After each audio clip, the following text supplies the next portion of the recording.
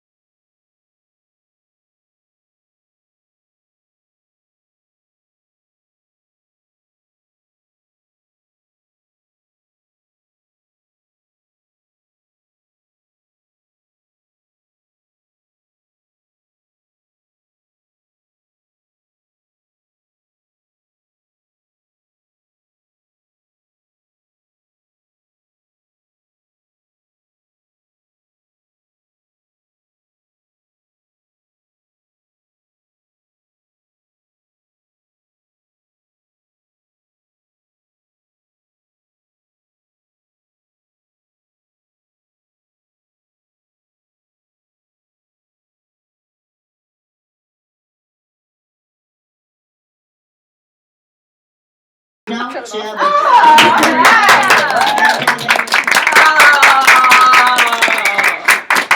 my gosh, I just have to say one thing because, 2 weeks ago you said you would never dance in front of a crowd of people. You know what my first line is? What? A therapist once told me the day I dance in the lobby is the day she knows our work here is done. Awesome job. So that's why I danced at the beginning, if that's what you want to call it. Some of you already know me, but for those who don't, my name's Brittany Westhoff. I'm 19 years young, and I'm recovering from a 3-year eating disorder, a year and a half of which has been severely acute. From my time at the Emily program, I have learned so many different things. And not just here, but my recovery journey in general. And I really wish that I could share each and every part of it with you, but we obviously don't have time for that. So I chose to do trust, motivation, and self-acceptance and vulnerability, because those are the top 4 things that have been the most crucial to my own recovery. But before I get into that, I'm going to give you a little bit of background of who I am and kind of my journey through my eating disorder. So I grew up in the small town of Chewela. It's like an hour or so north of here. I've always been the witty, sarcastic, smart-ass kid whose main goal was to make sure everyone else was happy, even if I wasn't. I used to identify myself as an athlete. That's what I was. That's what I was known for. At the age of 5, I lost my best friend and my brotherly figure in a car versus 4-wheeler accident. And ever since then, I started maturing faster than my peers. And I just had a completely different perspective on life. In the 6th grade, I had to choose which love I wanted to pursue, basketball or snowboarding. And I chose basketball. So for the next 5 years, that's what I was committed to. I also played travel softball and volleyball and participated in a bunch of different activities. You can see I was kind of a chameleon throughout high school. I very rarely had close friends, but I was always welcome in any group. I succeeded academically and athletically, but I never thought that I was good enough. I was in my older sister's shadow quite a bit, and I always strived to be like her. In the 7th grade, a friend of mine at the time told my boyfriend, "You know, you're lucky. You're dating Bailey's sister." And that comment has always stuck with me, and it hasn't been until these last couple of months that I've been able to really let it go, because I'm my own person. Sophomore year rolled around, and I was alone and losing all confidence in myself. My sister was in college. My best friend and kind of my only real friend at the time lived here in Spokane, so I didn't see her very much, and my parents were separated. During this time, the relationship roles in our house took a huge turn. My mom was really struggling to take care of herself, so I had to grow up fast and be the parent to her. All my priorities had changed. I wasn't focused on basketball because that was just a game, and there were more important things out there. I didn't try to reach out because who was I going to reach out to? I didn't have those close friends, and I couldn't talk to anyone about it. I don't blame my parents or their separation for my eating disorder. And I mean, at the same time when all that was going down, my mom's eating habits became pretty disordered. And I had a big chip on my shoulder about my dad. But that was really just a small piece of how I got to where I am now. My parents are back together, but they're still struggling. Senior year, I wanted to get as far away as possible. That summer, my eating disorder really kicked in. Because I wasn't playing sports anymore, I started fixating on my food intake and exercise, and I really just didn't want to gain that freshman 15. I chose to go to the University of Hawaii at Manoa to study nutrition because what better way to get as far away as possible than to go to an island? So that's what I did. A couple months into it though, I got a really weird heat rash, and my dermatologist told me the only cure for this is to stay out of the heat and the sun. And I said, cool, I live in Hawaii. And he looked at me and said, well, that's all you can do. So needless to say, I came back home.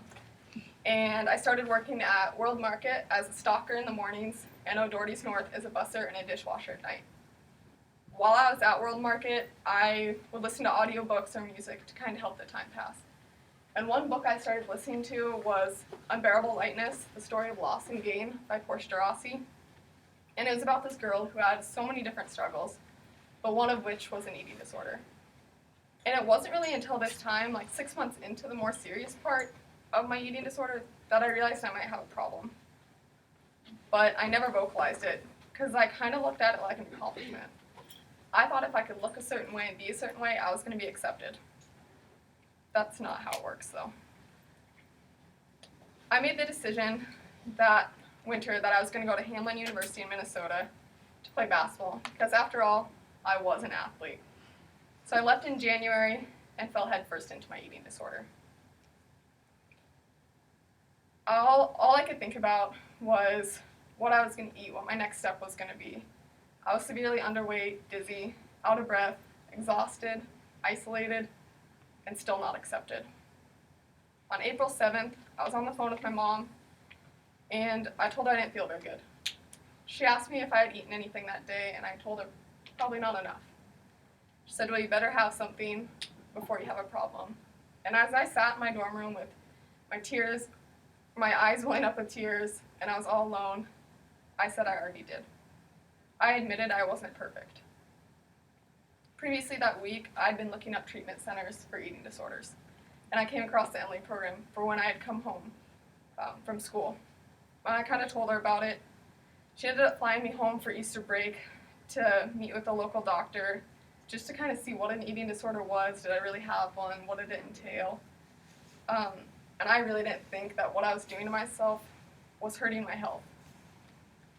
But when I went to my doctor's appointment, I had an EKG and a heart rate test, and I found out I had bradycardia, an abnormally slow heart rate, which is really common in people with eating disorders. And it wasn't until then that I really realized what I was doing to myself to gain this acceptance was actually really hurting my body. So the doctor gave me some suggestions to take back to Minnesota with me. I listened to them, went back to Minnesota. A month passed, I got out of school, I came home, and still no progress. So on June 11th, I had my first intake here at the Emily program. And I was recommended partial hospitalization, which shocked me because I was fine. Now let me give you the definition of fine. So fine means messed up, use different words for that though, insecure, neurotic, and emotional. So yeah, I was fine. And I also got asked that day, what qualities were I good at? What did you like about yourself? What would other people say you're good at?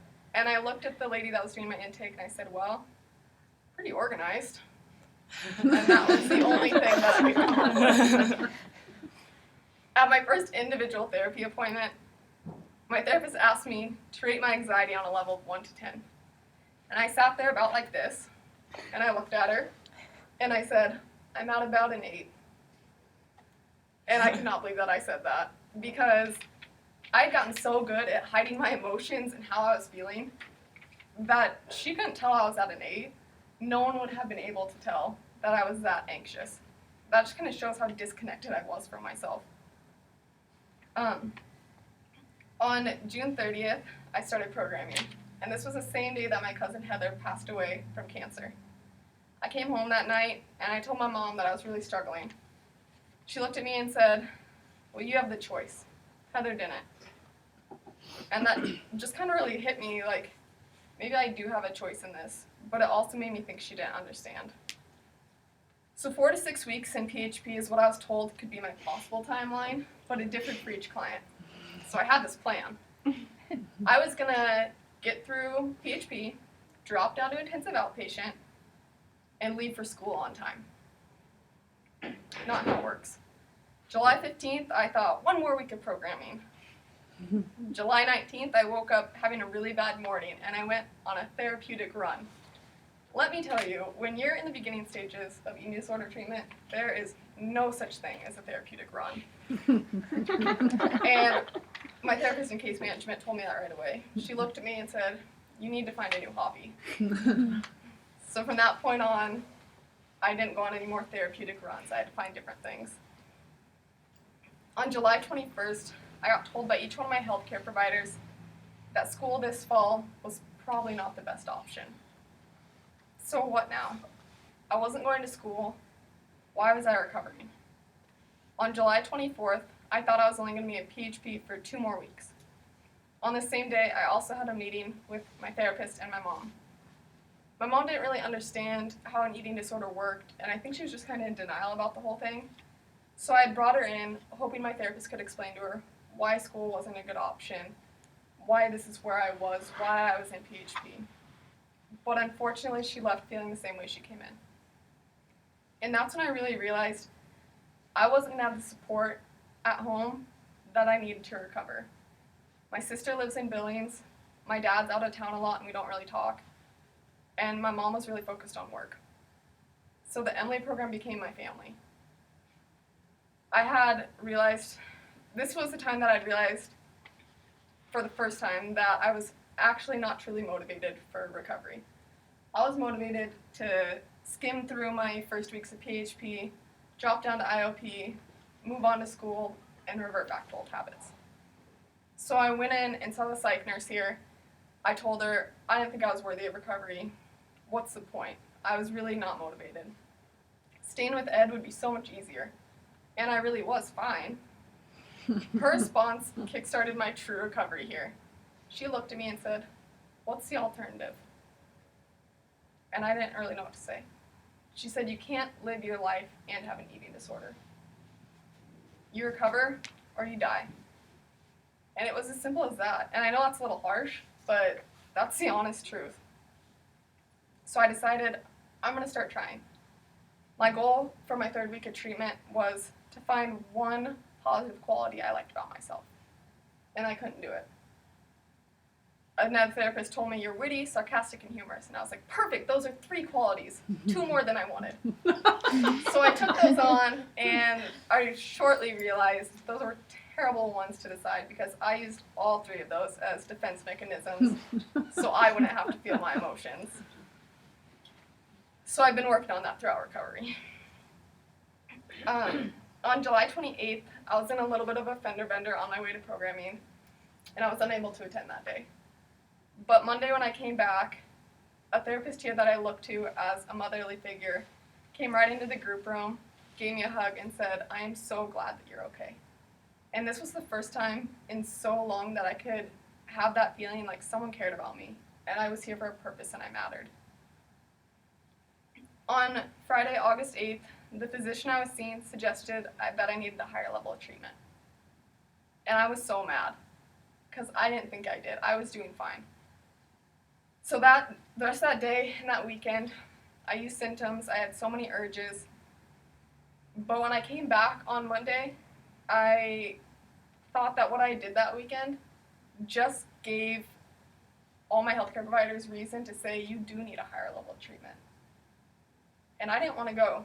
So on August 12th, I made the decision. I'm not going to go to a higher level of treatment, and I'm going to get better. But it took my healthcare provider telling me that's what I needed for me to want to make that difference. From this point on, I had good and bad days, but I tried to never lose sight of what possible recovery could look like. 2 days after that, we had to write a letter from our body to ourselves. And I cried for the first time in group. Because what my body wanted to tell me was, you're worthless. You don't matter. Why are you here? You deserve to be treated badly. And it was the first time I had said that out loud to a group of people. 6 days after that, I had another hard exercise. We had to find our inner child. So I went back and kind of thought about it, and I realized that I blocked so much stuff out from my childhood that I lost sight of who I was. I had no idea who I was. And I also realized at the same time that I wouldn't treat that little girl as badly as I treat myself, so why do I do it? If my little girl had an eating disorder, I would want her to recover. But I didn't want that for myself because I didn't think I was worthy. This exercise really connected with an analogy I like to use because like holding your feelings and your emotions in is like trying to hold 3 beach balls underwater. You hold 2 of them down and one starts coming up, and when you catch it, another one pops up. And eventually all those feelings and emotions you've been holding back are going to hit the surface. So I decided that I really needed a change in my life. So what better way to start making changes than to get a haircut? So that's what I did. At the beginning of September, cut my hair, and then I thought about it afterwards, and I thought, if I could do something as simple as get a haircut and commit to doing it, why can't I do that with recovery? If I halfway did it with recovery, I couldn't reach it. Same way as if I got half my hair cut, probably wouldn't look so good. So I realized I just had to commit. Because I couldn't go to school this fall, I questioned if I even wanted to go to school at all. So I had another idea.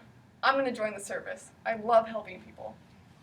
But my therapist called the service and they said, well, you've had an eating disorder for longer than 3 months above the age of 13. You're disqualified.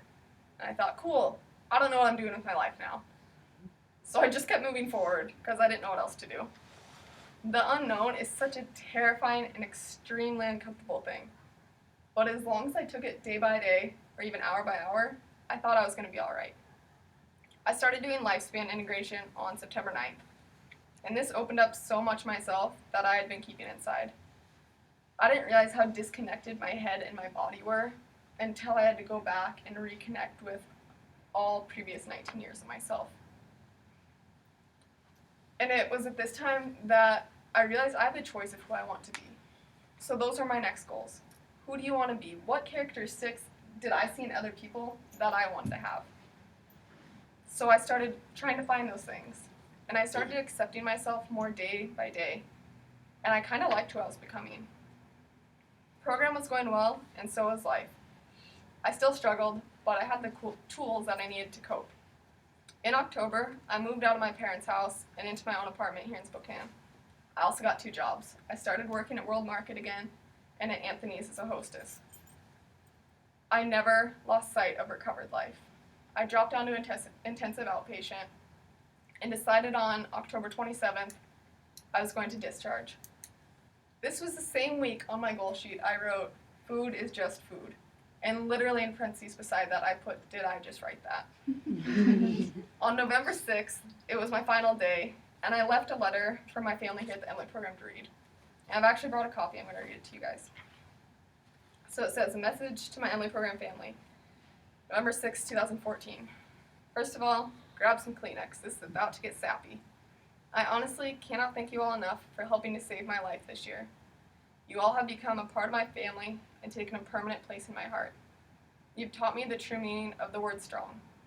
Strong does not mean building walls so that you don't have to feel. Strong does not mean hiding your emotions to comfort others. Strong does not mean fitting the mold you were thought you were meant to be. And strong does not mean being so independent that you never have to ask for help.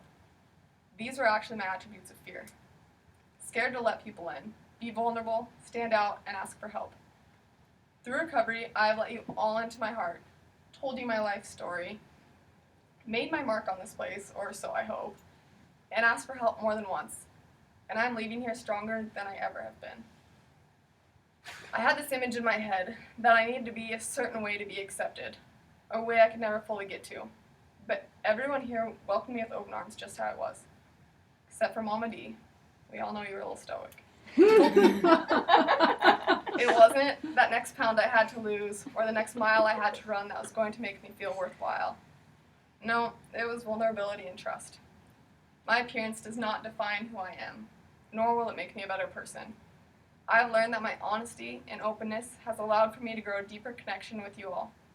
A connection and expectation that I now use for people in my outside life. You all have taught me how to live and introduced me to Brittany Westhoff. She is definitely not the picture-perfect woman I thought she was supposed to be. She has her flaws, but I can see beauty in all of them. I have learned to love and respect her, as well as forgive her. Love her for all that she is and all that she isn't. Respect her for everything she's overcome and has yet to face. And forgive her for the things that she could not control and the things she thought she had to do and be. I've truly been blessed with each and every one of you in my life, and I could not have asked for a better family to help me through recovery. I love you all and can never thank you enough. And then I left them some gifts by their door, so they got cool little things. And I put a quote at the bottom of here, and I just said, I'm going to make a difference, and I have each one of them to thank for that. The quote's by Marianne Williamson, and it says, our deepest fear is not that we are inadequate. Our deepest fear is that we are powerful beyond measure. It is our light, not our darkness, that most frightens us. We ask ourselves, who am I to be brilliant, gorgeous, talented, and famous? Actually, who are you not to be? You're a child of God. Your playing small does not serve the world. There is nothing enlightened about shrinking so that other people won't feel insecure around you. We are born to make manifest the glory of God that is within us, and it's not just in some of us, it's in all of us. And when we let our own light shine, we unconsciously give people permission to do the same. As we are liberated from our own fear, our presence automatically liberates others. And the first time I ever heard that quote was in the movie Coach Carter, and it's really just stuck with me throughout everything, and I thought it was so fitting for my recovery. So for those of you who are struggling right now, I've been in your position before. When someone would tell me recovery's possible, my immediate response was, yeah, okay. But I'm here to say that recovery is possible. It's not going to be easy. It's going to be really painful and really hard. But it's definitely worth it. And as I mentioned earlier, there's 4 things that have been the most crucial to my recovery. First one of those is trust. In the heat of my eating disorder, I was only able to trust one person, and that was my eating disordered voice, Ed. I believed every word he told me. Everything from body image to what other people were thinking, to food and exercise. Not only did this lead to severe isolation and low self-esteem, but it also started taking my life away, little by little. My eating disorder controlled my life and was a deciding factor on if I was going to go out or not. What outfit was I going to wear? And it was a continual reminder that I was never going to be good enough. Part of recovery is letting go of that control and letting other people guide you. And this can be such a scary thing, especially if you have a hard time trusting others. When I first came to the Emily program, I had this brick wall up, and I was not letting anyone in. But shortly after starting, I realized this was way more than I can do on my own, and I was going to have to start taking that wall down. So the first person I let in was my individual therapist. I had to trust her that she was going to guide me back to healthy thinking. The second person I let in was my dietitian. I had no control over my food. That was all my eating disorder. So instead of trusting my eating disorder, I had to trust my dietitian. Anything she put on my meal plan, any exchanges, that's what I was going to have because she knew what was best for me. During my eating disorder, the thought of someone controlling what I was eating and putting in my body scared the living daylights out of me. But I knew that if I really wanted recovery, it's just something I was going to have to do. I don't know how many times I've heard, your body will know what to do with it. And I really just have used this when I go out and try new food, when I go somewhere I've never been before, when I'm eating something I usually wouldn't. I hear Michelle's voice in the back of my head saying, your body will know what to do with it. And the more I started trusting her and saying that to myself, the more I started believing it.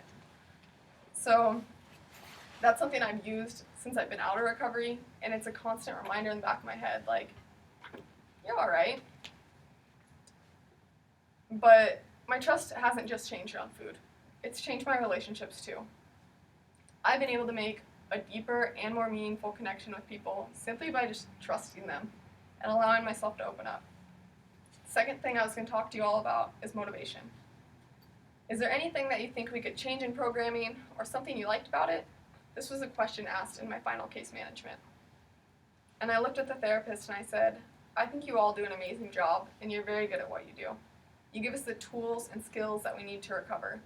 And honestly, it's up to the client if they recover or not. They have to want to get better. And if they don't, then they can't have a true recovery. Like I said before, recovery is hard work. It's not easy, and you're going to be in a constant fight with your eating disorder every day. But there's no better feeling when you finally have that moment and this little voice inside your head says, you're all right. I recently had one of those. My mom and I were out shopping, and she said she was kind of hungry, so pulled in by the Newport shopping centers, and there was Olive Garden and Red Robin, my two biggest fear food places. And she said, all right, which one do you want? And Ed told me, pick somewhere else or say you're not hungry. And I said, oh, okay, you pick, Mom. So we pulled into Olive Garden, went inside, I looked at the menu, and I ordered what looked good. Right after that, my mom ordered what she wanted, or what her eating disorder wanted. And I automatically thought I could order that too. Someone else is doing it, so it's okay for you to order it. But I didn't. I ate what looked good, it was delicious, and I left there feeling satisfied. Right after that, we went to Starbucks. I thought, you know what? I didn't think my eating disorder thought. You just ate out, order an Americano. But I saw the peppermint mocha up on the board, and I was like, oh, that sounds so good. So I ordered the peppermint mocha. I drank it. It was delicious. Got home that night, and Ed was just screaming at me, what did you do today? Do you realize that you went out and you ordered a seasonal drink? And I just told him, yeah, I know I did that. And I struggled really bad with not using symptoms. I had a lot of urges. But it was when I woke up the next morning that I heard that voice. I went in my bathroom, I looked in the mirror, and there it was. It said, you're all right. You're perfectly okay. And it's those little moments that remind me every day there's a reason why I chose recovery. Your eating disorder can throw so many irrational thoughts at you. Like if you eat that donut, you're going to have to go buy a bigger pair of pants tomorrow. Logically, we all know that that's not true. But somehow he convinces you. So every time my eating disorder would tell me, go do something, I would do the opposite. I challenged him every day. When it would tell me not to do something, I would do it. Because the more I was able to make my own decisions, the more control I got back of myself. Unfortunately, your eating disorder just doesn't go away. It would be really convenient if it did. But it doesn't. So you have to choose if you want to live with it anymore or not. At the beginning of recovery, I was not comfortable saying that I had an eating disorder.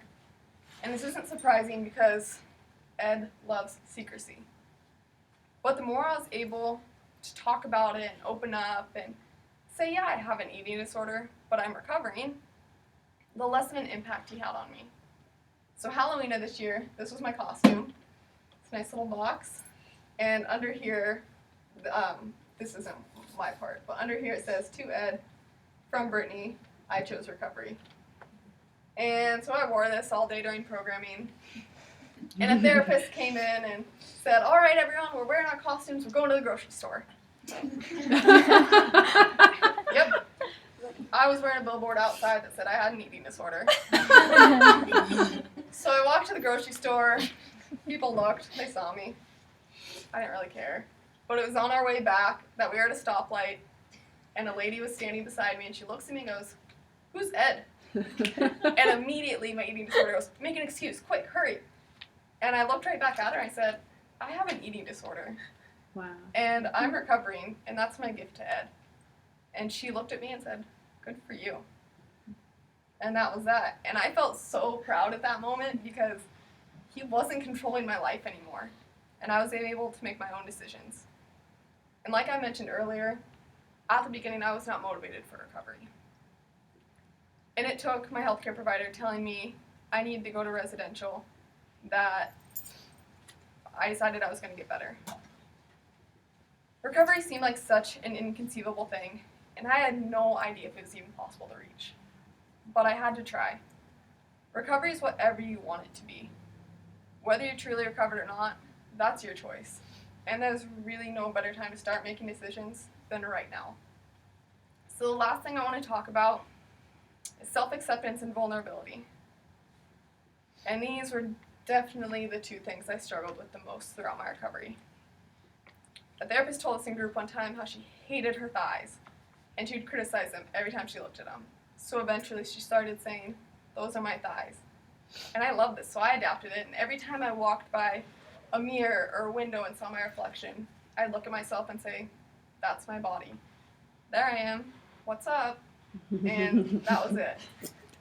I was just me. I was just there. After repeatedly doing this, I actually started to believe it. Like, maybe that is just my body.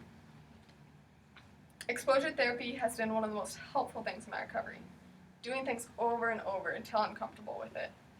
The more outings I went on with my support system, the easier it became to eat in public, go to restaurants, and just be around food and people at the same time.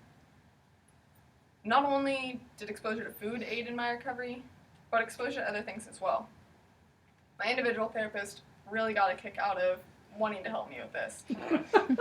So she did this thing where at the end of every session, she would give me a therapeutic hug because I hated hugs. They made me feel vulnerable and uncomfortable. So finally, after doing this after every single session, a few weeks into it, I finally started hugging her back. Anytime I see someone that maybe I haven't seen them since yesterday, I haven't seen them in 5 years, I will give them a hug because I'm comfortable doing it now. And it took doing it over and over to get to that point. That's why I danced at the beginning of this, because dancing makes me extremely uncomfortable, especially in front of people. I'm cool with it in my own bathroom and in the shower, but not in front of people. But I think the more I do it, the more I'll be okay with it.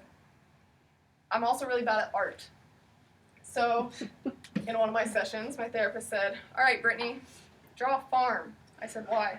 "Because that's the hardest thing to draw." I said, "All right." She gave me a time limit and said, "When you're done, you're going to go show people." I tried really hard on this drawing. And I had to walk up to everyone who would listen to me and say, "Look what I drew." I couldn't use smart aleck remarks, and I couldn't use sarcasm, which was really hard for me. And I was so sure that people were going to criticize this. But I got responses from, "That's really mediocre art," to, "I love your roof." I do like my roof. But it just showed that I thought so badly in my art, I thought I was a terrible artist, that I was so sure people were going to tell me that. They were going to say, "Brittany, your art sucks. Why did you even draw that?" But I just had to accept it, and no one gave me a negative response, and that just kind of blew me away.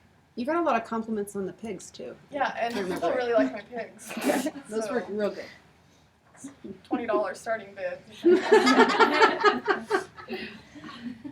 I've grown up with so many insecurities about myself that I kind of lost sight of who I was, and I only knew who I thought people perceived me to be. My therapist told me an analogy one time. She said, in an appointment, I asked her, "All right, I'm writing this recovery talk. What are the things you think have been my biggest accomplishments?" And she goes, "Well, you have a lot less insecurities about yourself. Think of yourself as the root of a tree. All your insecurities are those branches and those limbs. And throughout recovery, you've been trimming those limbs and those branches." And I thought, wow, what a good way to look at it. Because that's exactly what I've been doing. I've been letting go of these negative thoughts I have about myself and so many of my insecurities, because I'm the one who judges myself and I realized that other people aren't judging me like I judge myself.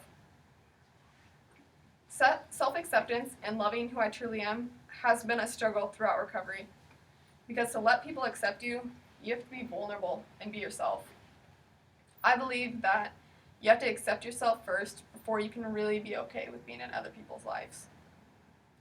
And this has been a really big struggle for me because with vulnerability comes shame. I've been ashamed of my eating disorder, my actions, and believing that I was never going to be good enough. People compare guilt and shame, like shame means I am bad, guilt means I did something bad. I look at it a little differently. I say shame means there's something wrong with me, and guilt means I did something wrong.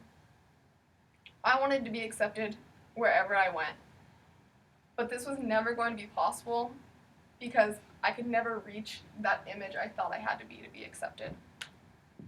During recovery is when I truly realized that I needed to accept myself and be okay with myself without feeling shame for me to think other people were going to accept me. I'd be vulnerable and open with those that I trusted to get to this point. Love has always been a foreign word to me because of the amount of vulnerability that comes with it. But I've started to allow myself to feel love. I can look around this room and say that I genuinely love each and every one of you. The Emily program here has became my family. The clients are my sisters, and that's just how it is. There's a quote from Brene Brown, and she said, "I used to think if I was vulnerable and told people my real story, it would be the end of me. But I did it anyways. And what I found is that whenever I'm courageous and let people see the real me, all of my messes, mistakes, errors, and imperfections, I find new beginnings, bursting with empathy, not endings. I hear me too, a lot more often than not. And it's easy for my heart to connect to another now that I don't have to spend all my time trying to hide or pretend that I'm someone I'm not. I'm imperfectly worthy and committed to vulnerability." Now, I can't sit here in front of you and talk about vulnerability, self-acceptance, and trust if I don't fully live by it. So I'm about to tell you something that only 2 people in this room know about me. Since I was in the 3rd grade, there was something about myself that I hated. I was overwhelmed with shame, and I felt worthless because of it. There was something wrong with me. And every day I would ask myself, why do I have these feelings? I don't like them, nor do I want them. And it wasn't until my life started collapsing because of my eating disorder that I knew I had to open up about it. We were learning about self-acceptance in a group one day, and it was stressed that until we were able to accept the person we are, flaws and all, that recovery was going to be out of reach. So I made a decision, and I marked it on my calendar. My next appointment with my therapist, I was going to tell her that I've struggled with being attracted to girls. When I told her this, she simply responded, "Okay, who cares?" And I was so taken back because I was sure she was going to look down on me and think differently of who I am. But I realized that that's just how I viewed myself. I looked down on myself, and I thought I could never be accepted because of this. Now, I'm not going to label myself as gay, bi, straight, whatever, because I'm purely just Brittany. Whether you've struggled with sexual identity, being in a sibling's shadow, feeling worthless, or feelings that you would never be good enough, I'm here to tell you that you're here for a reason.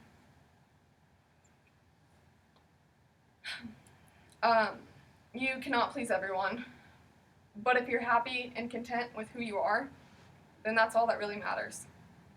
Some say life's about finding yourself, and I say life is about accepting yourself and being the person that you would want to be friends with. Because at the end of the day, you're in control of no one but yourself, and you have to be able to accept yourself before you can believe that others will accept you. Recovery would not have been possible without trust, motivation, and self-acceptance and vulnerability. I will have my bad days, but I'll also have good days. I will live honestly according to my values, and I'm not ashamed of who I am, and I'm going to work every day at becoming the person I want to be. I'm in control of myself, and will remind myself every day of how far I have come and how far I've made it. I don't regret my eating disorder because it's allowed me to become this confident and vulnerable person sitting in front of you today. I was asked one time in group, "What has your eating disorder taught you?" And immediately I responded, "My eating disorder has not taught me a thing, but recovery has taught me everything." I'm going to end this with a story and a song, and don't worry, I'm not singing. But on October 8th of this year, after having a few good weeks, I came across a meal I really struggled with. There was part of it I just couldn't do. It brought up so many eating disordered things, so many emotions and memories. I ended up substituting for that item on the meal. I went into the last group of the night feeling very upset. I was overwhelmed with emotions and I really just couldn't control myself. I cried all throughout group and I left here feeling really distraught. But when I got into my car, I grabbed my phone and I pressed shuffle to over 1,000 songs on my phone. And the song that's about to play is the one that came across. And a smile swept over my face because I knew I was going to be alright. I'd like for y'all to close your eyes and focus on the lyrics, and whatever you're struggling with right now, it's going to be okay.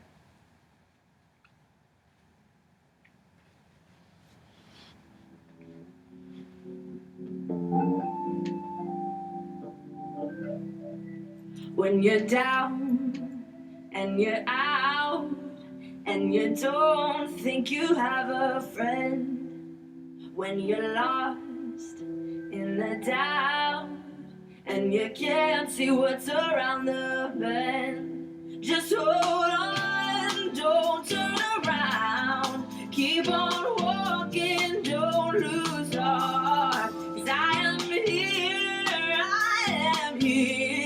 wherever you are, wherever you are.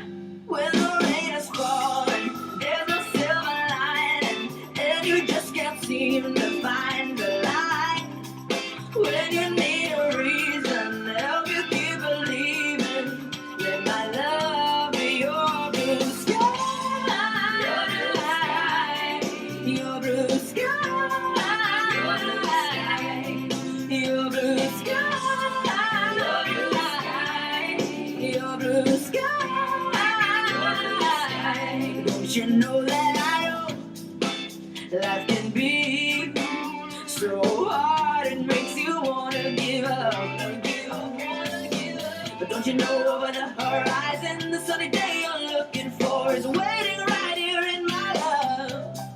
So just hold on, don't turn around, keep on walking, don't lose heart.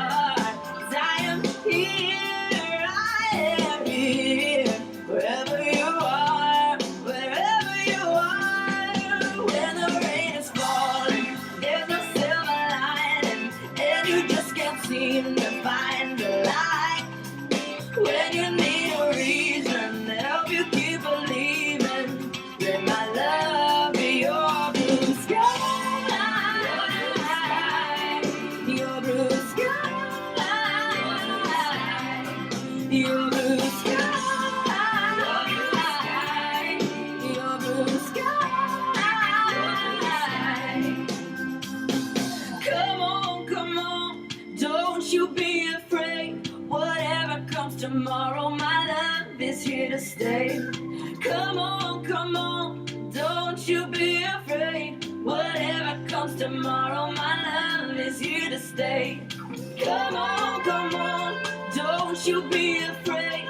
Whatever comes tomorrow, my love is here to stay. Come on, don't you be afraid. Whatever comes tomorrow, my love. When the rain is falling, there's no silver lining, and you just can't seem to find the light. When you need a reason to help you keep believing, let my love be your blue sky,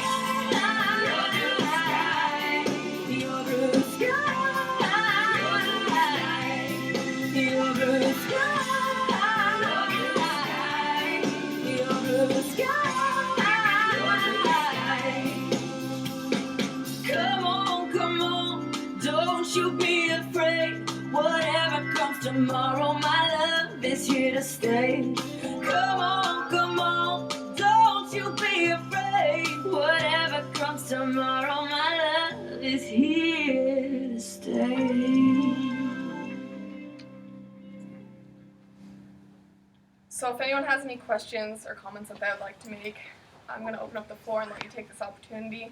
And I've also brought a couple projects with me from my time during recovery. If anyone wants to take a look at those, I can answer questions about them.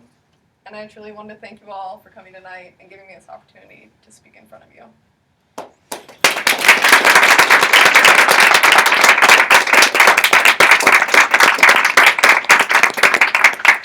I just wanted to say that was the most courageous thing that I have ever witnessed, and I'm really overjoyed for you. Thank you.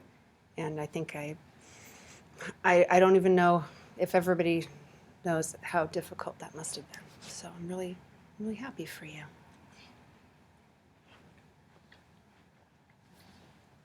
Who sings that song? I can Francesca. Francesca Bastille. There you go. Francesca Bastille. Because I do believe you said you were 19, right? Yeah, she's like. That was a big thing. I am 19 years young. She is 19 years young. I had a really big problem with admitting my age, so she made me wear a sticker around that said I'm 19. I didn't make. I strongly encouraged and wrote the sticker and put it on. Yep. Thanks for choosing us to be the ones you come out to. You're welcome.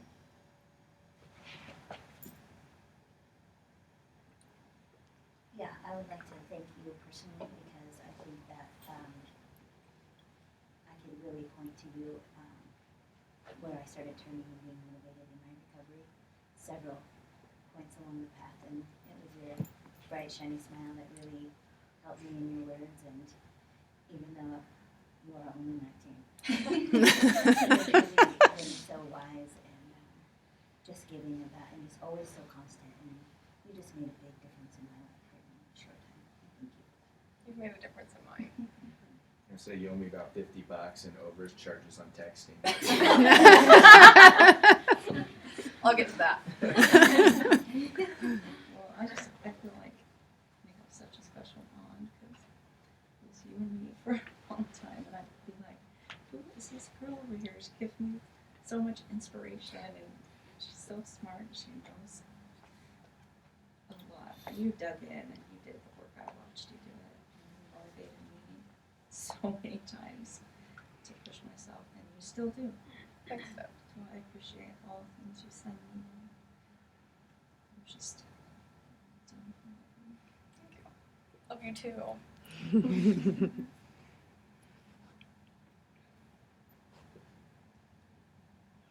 So this is going to be a hard question to answer, Brittany, but Sweet.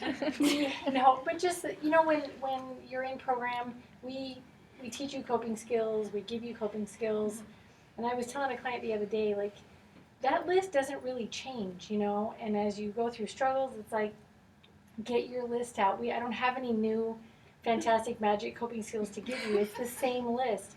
But how do you start using those coping skills because at first you don't? No, I really think I just chose one to focus on, and I would use that one. I think that's what really helped me the most. Or I would have those little voices in the back of my head, like Dee saying, "That's my body," or "Those are my thighs." Michelle saying, "Your body's gonna know what to do with it."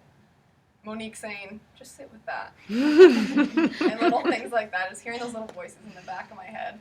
And I think just really catching myself when Ed starts sneaking back in, because it's really hard to notice when he's coming back into your life. But just anything small that you can catch and cut it off right away, that helped me a lot.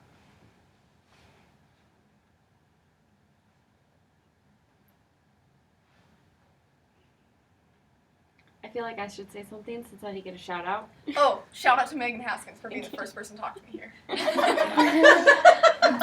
Did you ask for a shout out? What? Yeah, I did. I got distracted. I was the first person to talk to her. Here, made her feel welcome. I think you should take a stand. No. Everybody's Good back here.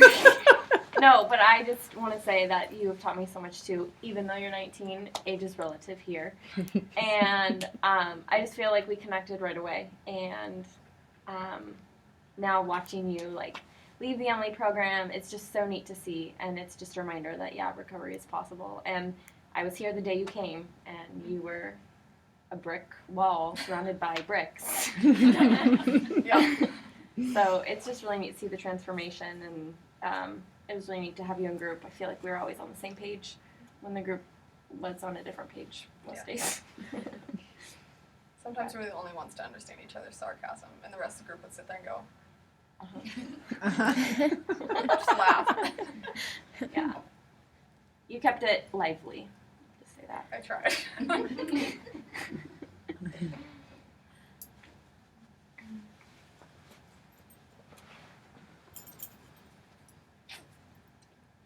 Can you dance again? No. No, we missed it. Oh, you did? Yeah. It was good. It's on the I'll give you a private performance. It was really good. Yes, $25. Is it videotape? Probably, yeah. I'm out of the loop on your life, so I'm wondering what's next for you. Well, I'm going to go to the Falls in January, and I'm transferring to Eastern next fall, and I'll continue working at Anthony's through all that.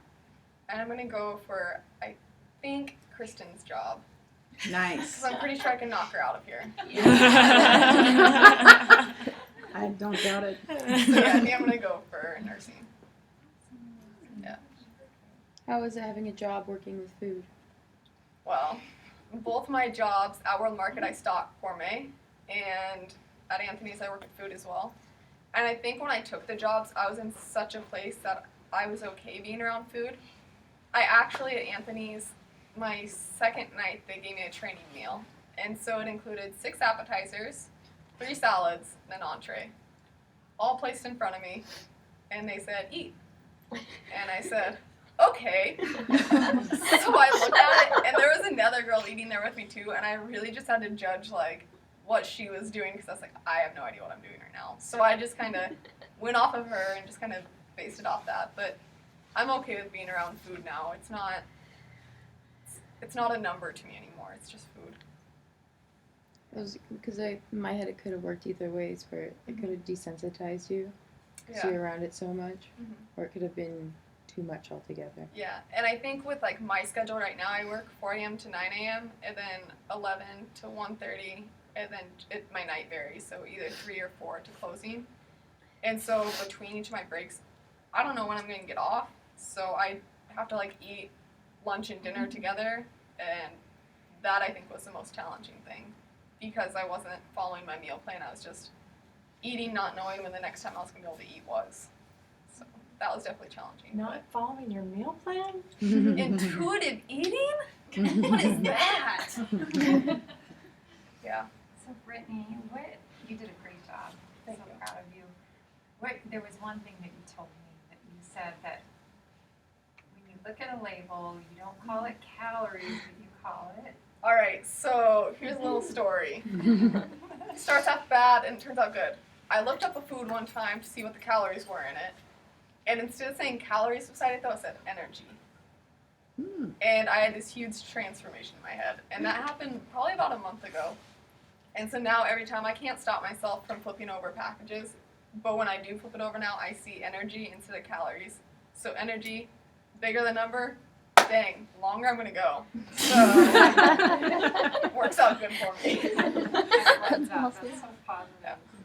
It's true. Yeah.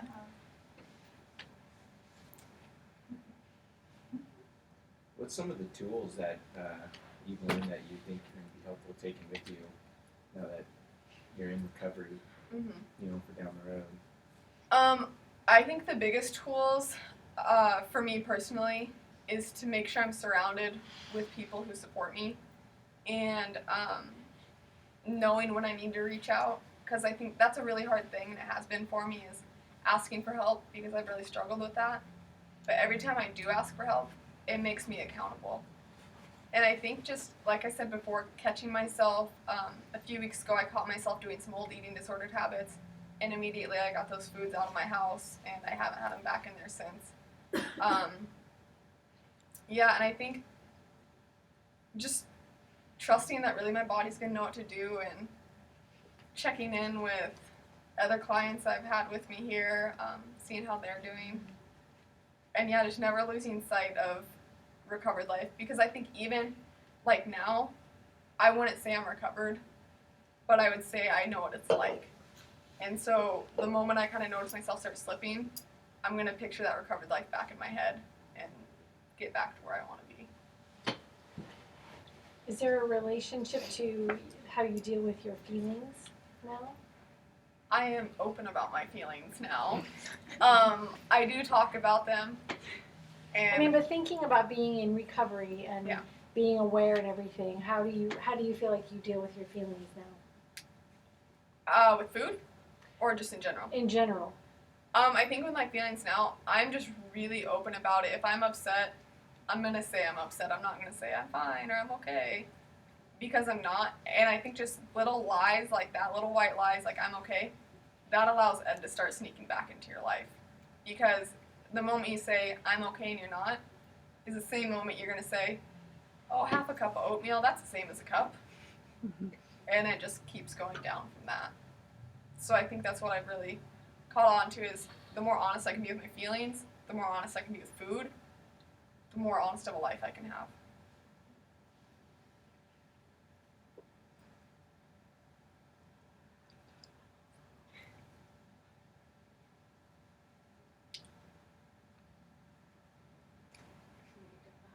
If you want to.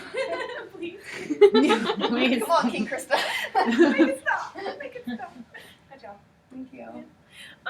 It's 7:30. Thank you to Brittany. When's our next February? It's not. It's March. March. 8th. There you go. Thank you. First part of March. So be looking for it again. We will have another round. So thank you to you, Missy. Thank you. Very proud of you. And for everyone else, you're welcome to hang out for a bit, or we'll see you tomorrow. For those we see tomorrow, and we'll see everyone else when we see you. We're glad you're here. Good night. Awesome.